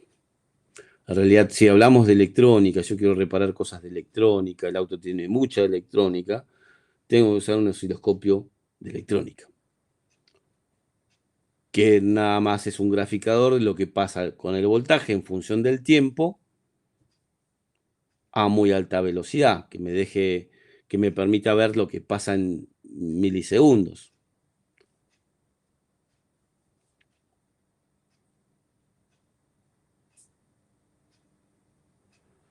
Y eso, Federico, justamente es lo que estoy hablando. Fíjate que Federico está diciendo que si excito la base con la punta lógica, si la estaría excitando con mayor voltaje del que lleva, del que el circuito realmente le da, puede ser que conmute, pero con el voltaje normal de funcionamiento en el circuito no conmuta. Y es engañoso. Por eso vuelvo a decir que es una comprobación parcial. O sea, si yo conmuto la base y no hace nada, listo, es el integrado, estoy seguro. ¿Sí? Después vamos a ver que hay algunas excepciones. Pero por ahora estoy seguro que si le doy a la base el positivo y en la salida no tengo nada, dándole masa, ¿sí? A donde corresponde, entonces el integrado no funciona. Pero si conmuto y me funciona, no quiere decir un 100% de que sea correcto. Así que muy bien, Federico, porque es lo que quería explicarles. Que el resultado puede ser engañoso porque vos ves presencia de pulso, pero no estás trabajando con las condiciones reales. ¿Sí? Eh, correcto, Federico. O sea, lo estoy excitando con 6. Entonces puedo probar parcialmente eso. Es simplemente para decir, conmuto la base y no sale nada, cambio el componente. Conmuto la base y sale pulso, mirando con una punta lógica y usando una punta lógica con 6 volts para excitar la base, y no estoy seguro de qué están dando. ¿Tá? Por eso es ahí donde yo incorporo el osciloscopio. ¿Puede que con 6 voltios tenga salida y con 5 voltios no? Sí, correcto. Y por ahí ni siquiera se maneja con 5, se maneja con 3 voltios. Y con 3 sí, y con 3 no. Pasan esas cosas en la electrónica. Imagínate que un transistor es un elemento que tiene 3 placas, ¿sí? Y vos tenés que hacer que excitando una placa con corriente, o la placa del medio con corriente, haces que los electrones pasen de una placa a la otra, ¿está? Haces conducción a través de una placa. Ese componente, ese transistor que tiene esas 3 placas adentro, pudo haber sobrecalentado y se hayan deformado. Generalmente cuando se deforman es donde se separan un poco, se sobrecalientan y la conducción de electrones es menor. Quiere decir que es digamos, la falla de fuga. Pero también puede ser que haya un nivel de tensión en la base que es mayor, o sea, en la prueba le estoy dando una mayor, y ahí es donde realmente deja pasar la suficiente cantidad de electrones como para que la punta lógica se prenda. Y poner la punta lógica a la salida sin utilizar una carga real tampoco es una buena prueba. A lo que voy es que yo podría probar una computadora sin herramientas, pero para lograr tener una mayor precisión, porque acá, en ese tipo de reparación con 2 puntas lógicas, sí, a ver, por ahí se entendió mal. Yo no quise decir que con 2 puntas lógicas yo puedo reparar cualquier computadora. Yo dije, puedo hacer una prueba y es parcial. ¿Sí? Puedo excitar bases de transistores, pero no la estoy excitando con el voltaje real. Puedo ver la salida, pero no estoy usando la carga, la cantidad de corriente que se usa una bobina. Pero me parece muy bien la aclaración porque quiere decir que lo vamos entendiendo.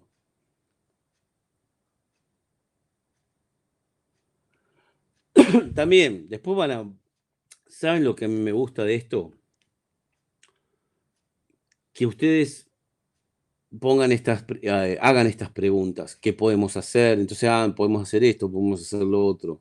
Y que no sea algo rígido de decir, mira, esto conecta todo en el banco, ¿sí? Ponerle la central de inmovilizador, que en este caso es una body computer. Pone la antena, pone la llave, conectar todo, conectar una bobina real y generar la señal de RPM con un banco de pruebas. Perfecto, sería lo ideal. Pero bueno, puedo hacer pruebas antes. Si la prueba me da que no hay ningún tipo de salida, cambia el integrado. Hay veces, este Priotti que se compró la Lamborghini, muchas veces lo que hacía era tener otra computadora igual al lado. A ver si tengo otra igual, no tengo ninguna. Tengo esta y esta, ¿está? Entonces, ¿qué hacía? Sospechaba de un componente y sabía que esta la había comprado de desarme, ¿sí? Y le sacaba el componente y se lo pasaba a la otra. Y así se trabajaba, porque tampoco en aquella época, en los 90, se podía contar con los repuestos, con los componentes que hoy conseguís hasta incluso en Mercado Libre, o en eBay, o donde sea. No existía.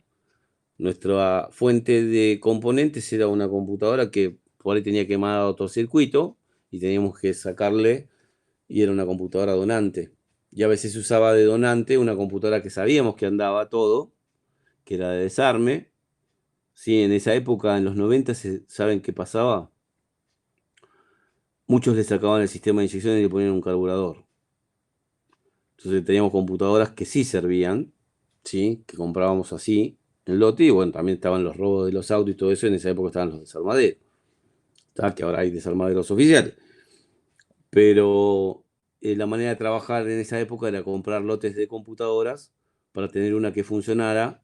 Y saben, les voy a decir la verdad, el negocio de esto en aquella época, que no quiere decir que hoy no se pueda aplicar, era comprar lotes de computadoras, ¿sí? A bajo costo. Hoy en día, como hay tantos autos siniestrados, hay miles de choques por día, bueno, ahora con la pandemia menos, pero si vas a Sesbi o vas a una compañía de seguro, por ahí en Sesbi ya no, antes sí yo compraba lotes de 200 computadoras en Sesbi. Eh, el negocio es el siguiente, cuando a vos te viene un auto y tenés esa computadora, sí, por supuesto no la vas a poner y va a arrancar porque está el tema del inmovilizador, pero tenés una computadora con todos componentes que funcionan. Para hacer esto de pasar componentes y probar, esa es otra forma, es como un cambio de piezas cuando estamos hablando de un mecánico. Acá también se puede usar el mismo método, que cambiar piezas no es un mal método. O sea, un concesionario pone un auto al lado y empieza a sacar componentes de un lado y pasarlo al otro, porque es lo más práctico y lo más rápido, no tengo que esforzarme en pensar demasiado y encuentro enseguida el problema, pero tengo otro auto al lado. Acá eso trasladado a lo que es una computadora de incisión pasa lo mismo. ¿Se entiende? O sea, si tengo una computadora al lado, es mucho más fácil hacer pruebas, hacer comparaciones, sacar componentes de uno y pasárselo al otro. Pero no solo eso, el negocio es la parte comercial, que es decir, ¿cuánto cobra una reparación de computadora? Bueno, depende del vehículo. Si es una computadora de un camión y esa computadora vale 180.000 pesos, no le vas a cobrar una reparación 3.000 pesos. Pero si a mí me viene un cliente con un Volkswagen Pointer, ¿sí? Eh, que lo tiene hermoso, pero sin querer un cable se rozó y se voló la masa de los sensores. Y lo único que tengo que arreglar es una pista del circuito impreso que se voló. No le voy a cobrar 30.000 pesos. Entonces, va con la relación al vehículo y a la falla que tenga o a la solución que yo le pueda dar. No hay nada más lindo que un cliente venga y dice, fui a un montón de lados y nadie me lo solucionó. Porque si vos se lo solucionás, esa solución vale. ¿Está? No sé si se entiende lo que voy. Y aparte, ¿saben lo que hacía este Priotti? Él tenía muchas computadoras. Las paredes de su laboratorio eran pilas de computadoras hasta el techo. Tenía miles. Entonces, cuando venía una computadora con un problema, él ya tenía otra. Y esta la había comprado, vamos a hablar de plata de hoy, la había comprado a 2.500 pesos. Y le pasaba la reparación de esta 5.000.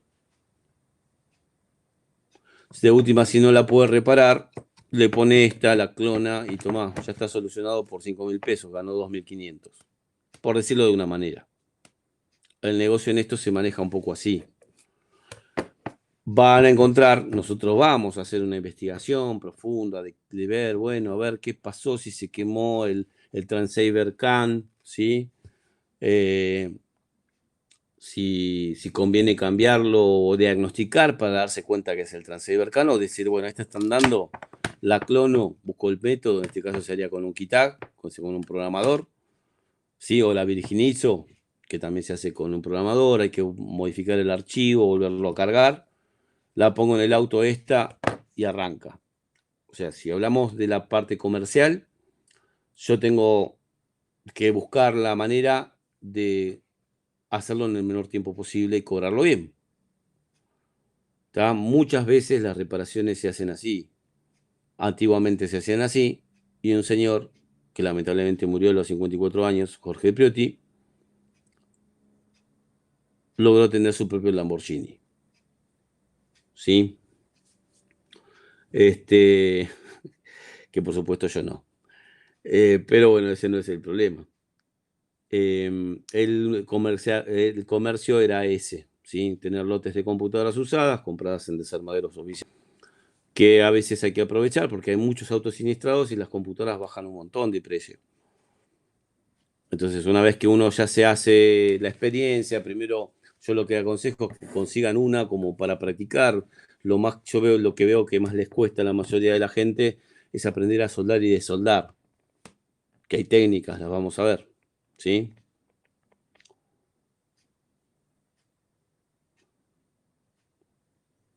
también. Eh, no podemos ni hablar de nada, Martín, acá. Es complicado con el tema, ya lo dijo un ministro de Economía hace mucho, hablar de economía en la Argentina es complejo. Una computadora de inyección nueva, te digo la verdad, acá tenemos un problema con la paridad con el dólar, pero está a unos 300, $400, más o menos, para que se entienda. Y una usada se puede conseguir hoy en día, no tengo ni idea, pero por ahí por $20 en un CESBI se podría llegar a comprar. CESBI es un desarmadero oficial, ¿no? Acá se pone una etiqueta, que es la de etiqueta del RUDAC, ¿sí? Que certifica que ese repuesto no es robado. Y generalmente son baratos porque en Argentina hay muchos autos siniestrados. Entonces tienen cajas y pilas de estas computadoras. Pero hay mucha diferencia entre un repuesto usado y uno nuevo. Cuanto más se dispara el dólar en la Argentina, más es la diferencia. Y cuanto más, y lo bueno que tiene, que cuando hay crisis, la gente deja de comprar un poco autos nuevos y hay más servicio de los usados, y entre ellos justamente esto.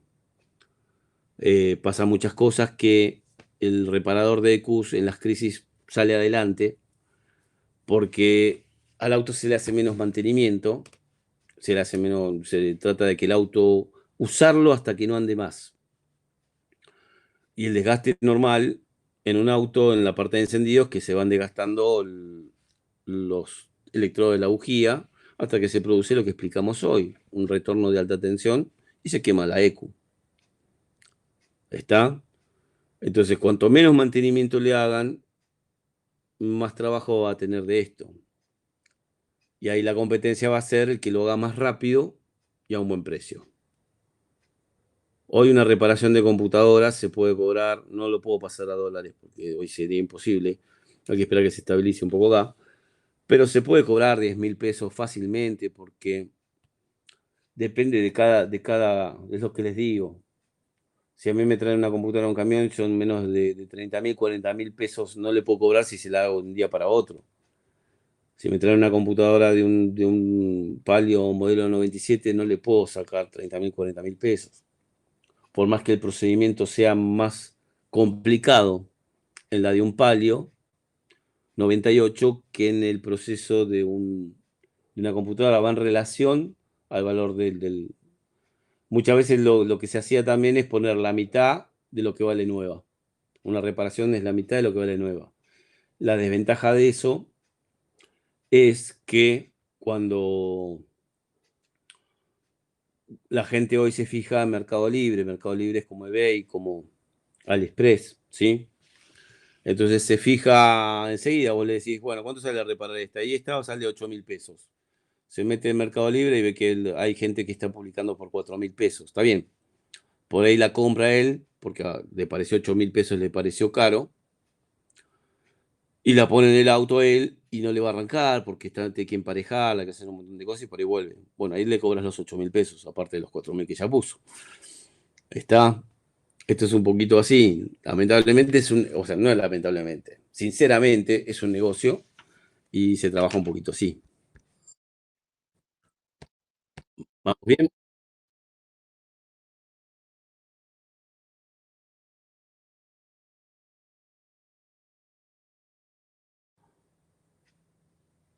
Una de Lamborghini ni idea. Vos sabés que Lamborghini, Ferrari, Maserati, Jaguar usa tecnología de Ford, Maserati de FIA. En una Maserati vas a encontrar una body computer de estas, de las comunes. ¿Está? Vas a encontrar una de estas, por supuesto, con toda la más alta gama. Pero yo hice un par de Ferraris hace mucho tiempo atrás y me sorprendía la simplicidad de la electrónica de la Ferrari a comparación de lo que era antes una Chevrolet Lumina, por ejemplo. Y a veces uno le tiene miedo a los autos de alta gama.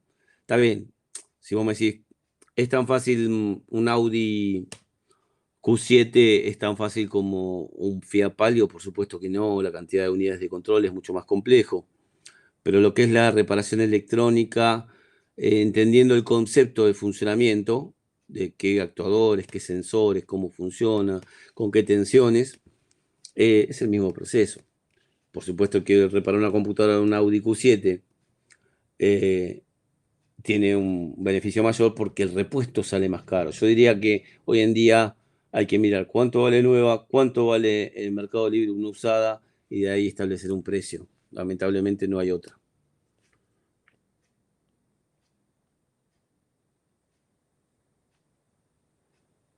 Bueno, eso no sé, 100.000 a una de Lamborghini. No, sí, no, porque también se va a meter por eBay, va a encontrar que en Inglaterra uno vende una por tantas este, euros, ya no va más, son liras, ¿no? Ya, en Inglaterra. Y por él le sale más barato traerla de afuera. Es como que hay que investigar un poquito el mercado ante cada trabajo que uno hace. Y si no, dejarlo fijo, ¿sí? Decir, bueno, para este auto vale tanto, para este auto vale tanto, pero si vos querés agarrarlo al trabajo, tenés que fijarte en la oferta. La oferta es Mercado Libre y el mercado internacional si es, si es una computadora de otro lado. Hay una computadora que se está rompiendo mucho, ya los dejo ir, que es la de Meriva, Diesel. ¿Tá? Yo estoy vendiendo computadoras ahora, tengo 1.600 máquinas. Porque me voy a ir un tiempo a España. Quiero ir a trabajar con los autos eléctricos, con los Tesla, entre otras cosas, que no sé si lo voy a lograr, pero veo que en la Argentina nos va a costar mucho llegar a eso, va a faltar un par de años más. Entonces, me voy a Europa el año que viene, estoy vendiendo todas las Secus. Así que si necesitan alguno, me avisan porque estoy vendiendo económicas. Pero al margen de eso, cada vez que hago un trabajo, tengo que fijarme en el Mercado Libre a ver cuánto está, cuánto le ofrecen, porque lo primero que hace el cliente hoy es fijarse en Mercado Libre. Aunque Mercado Libre no sea la solución, porque la computadora le pueden vender, puede estar rota, puede estar o sea, está emparejada con otro auto, y hay veces que no es tan fácil clonarla. Vamos a ver algunas clonaciones, ¿sí? Así que bueno, después vamos a seguir hablando. Hay mucho para hablar. Ya la clase que viene empezamos en forma ordenada. Hoy fue ir para adelante, para atrás, explicar conceptos de la manera más sencilla posible y después vamos a ir avanzando de a poco. Pero la intención es entender cómo funciona esto, qué sensores, qué señales de sensores llega, qué actuadores maneja, entender los conceptos de electricidad, entender los componentes, qué son, o sea, cómo se denominan los encapsulados, cómo se hacen las comprobaciones de los componentes, cómo se usa un osciloscopio. ¿Tá? El osciloscopio, el 80% de las reparaciones no hace falta. El osciloscopio lo que te da es seguridad. Es como lo dije de encendido, con una punta lógica es el pulso, pero con un osciloscopio ves la calidad del pulso, que es lo que a mí me interesa. No me interesa solamente que exista un pulso o una señal, sino que esa señal sea buena. Una punta lógica me pueda decir, o es muy mala la señal parece correcta, pero nunca me puede dar la seguridad de que realmente es perfecta. A eso va el osciloscopio. Señores, preguntas. Eh, ¿Cuál osciloscopio es el más recomendado? Mirá, por un tema también de precios, de no invertir demasiado, para lo que es diagnóstico de un sistema de inyección, de un sistema inmovilizador, una fusible electrónica o dentro de una ECU, para las comprobaciones que tenemos que hacer nosotros, que yo digo son señales rápidas, pero para electrónica en sí son las señales lentas, un pulso de inyección, una señal de RPM, son señales rápidas con respecto a una medición de un TPS, de un sensor de posición de mariposa o acelerador, pero muy lentas con respecto a la electrónica digital. Ahora, con electrónica digital no lo tenemos que meter demasiado, o sea, si vemos una señal deformada porque nuestro osciloscopio tiene bajo ancho de banda, no sería tanto problema. Eh, ¿Qué osciloscopio? Hay dos, el Owon y el Hantec. Y de esos hay varios modelos. Un osciloscopio de dos canales por PC para agarrotar. Hay una aplicación en el celular que no usas PC. Usas el osciloscopio que es parecido. A ver si lo puedo sacar sin hacer lío, que ya hice lío antes. Un osciloscopio por PC es esto. ¿Tá? donde vos tenés el cable USB y tenés la salida de las dos canales y una salida auxiliar para estrella externo, que después lo vamos a explicar. Una entrada auxiliar. Entonces, con esto, con un cable de USB al celular, la fichita de carga del celular, y una aplicación, vos ya tenés un osciloscopio, no necesitas PC, no necesitas nada, pero tienen que ser unos modelos específicos. Por ejemplo, este que es un modelo de Owon. Owon yo lo recomiendo acá en Argentina por el importador. El importador no estaba en el tema de instrumental, se dedica, es Cosmel, la empresa, se dedica a iluminación de emergencia, nada que ver, pero como tiene los derechos de importación, trae todo este instrumental, el precio es bueno, no nos matan como otros, y el producto es bueno, Owon es bueno, yo siempre usé, tengo los otros osciloscopios también de laboratorio. Este es BDS 2062, este no tiene conectividad para ese programa, sí para la PC, una notebook, pero no lo puedo conectar a un celular o a una tablet. Pero otros, sí, creo que es el 2022, está en la lista. Después les voy a pasar cuáles aplicaciones. Vamos a usar varias aplicaciones de celular, ya que tenemos smartphone. Usamos, en vez de usar un microscopio digital, podemos usar una función de una aplicación del celular que es una lupa, que son buenísimos. Sí, yo no sé ni dónde tiré el celular, como suena cada 2 minutos. Se ve que lo escondí debajo de toda la pila de cosas que tengo acá. Pero vamos a ver después, les voy a pasar unas aplicaciones. ¿Tá? Pero estos osciloscopios, el Owon, es una buena marca. Y la otra es Hantec. No son tan caros, los de PC andan bien. Porque los de PC siempre yo decía, no son buenos porque hay que, entre esto que tiene un microprocesador, que tiene que hacer los cálculos matemáticos para transformar una señal analógica de voltaje variable en una señal digital, para hacer una matriz y de ahí hacer el cálculo de poder transmitirlo por USB, llevarlo a una comunicación serial y que haya una PC que tiene un microprocesador que tiene que hacer cálculos para después dibujar en la pantalla los puntos que van a formar el trazo, lleva un montón de tiempo. Pero hoy con la tecnología que hay, hasta incluso en un celular, la velocidad, ¿sí?, que tiene un aparato de esta es casi a tiempo real.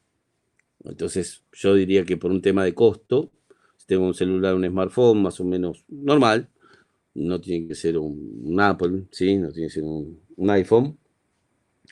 Me parece que para aplicación para iPhone igual no hay, pero si tenés uno que trabaje con Android, eh, lo más económico sería un 2062 de Owon. Igual eso lo voy a corroborar después, ¿sí? 2022. Y un cablecito que te compras, el mismo de carga, a USB y listo. Y ya tenés un osciloscopio para hacer diagnósticos sobre el auto y sobre una computadora de inyección. ¿Mm? El UNIT, tendría que ver.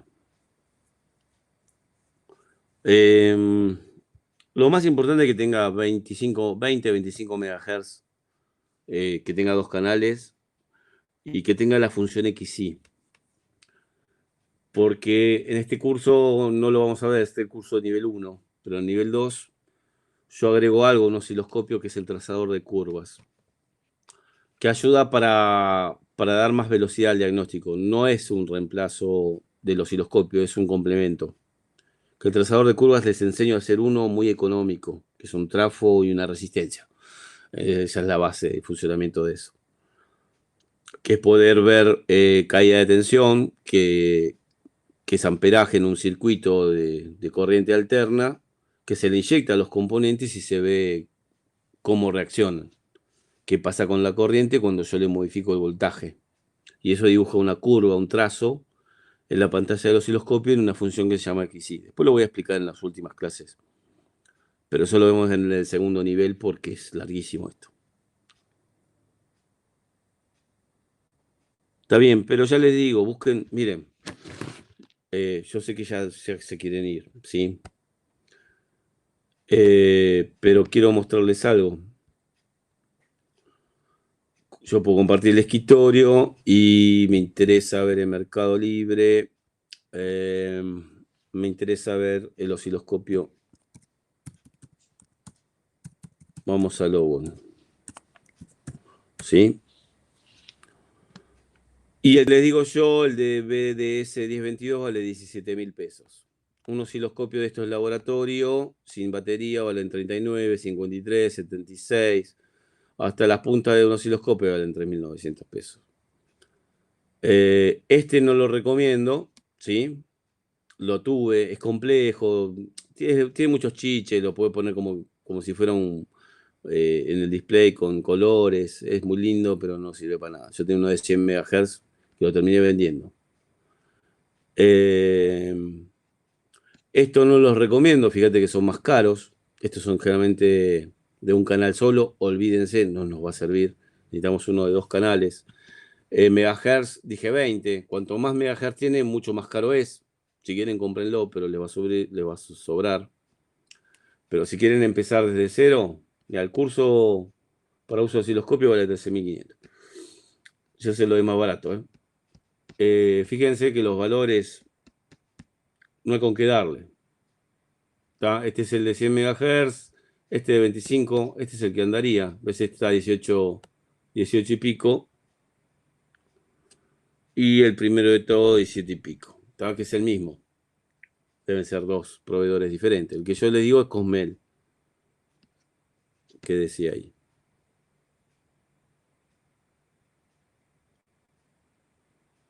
Es. Bueno, no sé. El otro debe ser. Que tienen garantía, te dan 6 meses de garantía, es otra cosa.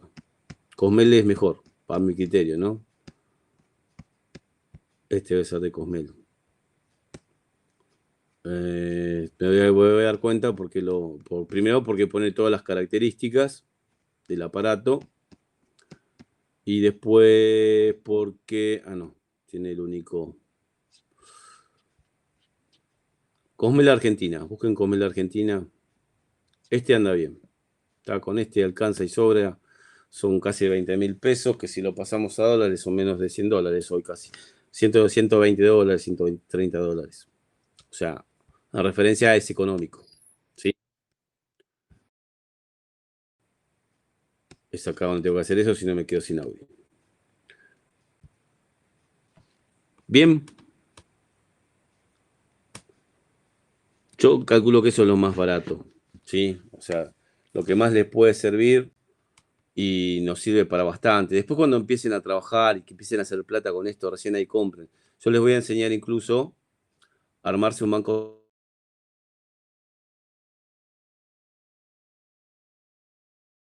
Les enseño a armarse uno económico. Después cuando quieran, si tienen la plata, gástenla. Pero con poca plata se puede empezar. Si vos me decís que es más importante para empezar, hasta incluso con 2 soldadores tipo lápiz, podés empezar. Un tester barato, podés empezar. Si tenés un osciloscopio, muchísimo mejor. ¿Está? Y para generar, hay que emular la señal de RPM para que la computadora dispare en banco. Bueno, se usa un software y la salida de audio de la PC. O sea, empezamos con eso y después hay un montón de aparatos. ¿Está? Después se los muestro toda la línea de aparatos que hay, pero vamos a empezar con poca plata. El Handtech no los conozco mucho, pero sé que es al mismo nivel de Lowon. Y después cuando baje la aplicación, cuando encuentre mi celular, no se imaginan el lío después de las clases que doy, que tengo acá. Cuando encuentre mi celular, me fijo la aplicación y se las paso y ahí está la lista de osciloscopio por PC. Yo prefiero usar por PC. Hoy en día, con la calidad que tienen los microprocesadores de las PC o de los celulares, prefiero ese. Así que señores, ahora sí los dejo. Gracias por estar. Y bueno, apenas yo veo que hay 2 personas nada más en la lista. No sé qué pasa con esto. Sé que hay más.